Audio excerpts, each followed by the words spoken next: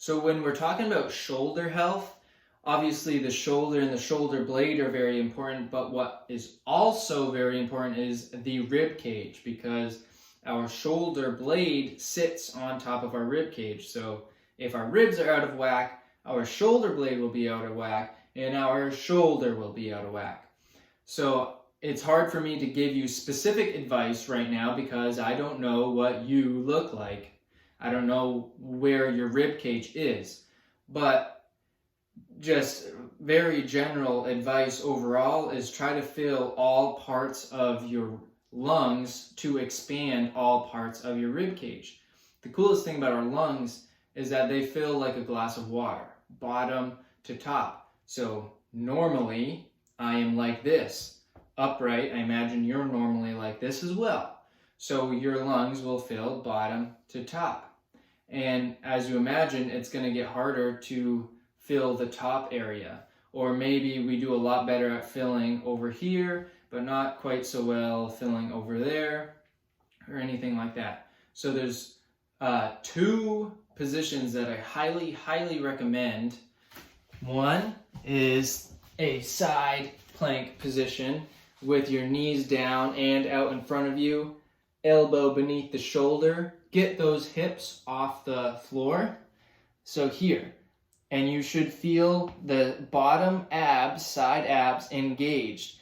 Now I can hold this, and when I inhale, I'm going to be able to get some left side lung inflation as I inhale, but also air will take the path of least resistance. So I can stretch out my top side a little bit more, and then I can make air kind of go up here a little bit more than down here. So maybe mess around with both, because I don't know exactly what your ribs are doing, but you can do that on both sides. If you find a spot that needs some extra expansion, then you'll know it's going to feel like a really weird stretch from the inside out. It's a pretty neat, weird feeling.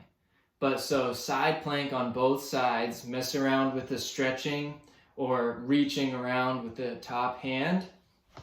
And then probably the best position is an inverted position where your butt is above your shoulders. So now the top of my lungs are at the bottom. So I'm going to fill bottom to top, which in this case is top to bottom. So I'm here, and I'm just going to do a couple of breaths here. In through the nose, out through the mouth. And if you do it right, you should feel like there's some stretching from the inside out happening at the top of your chest or top of your back, bottom of your neck area. And it's a pretty cool feeling.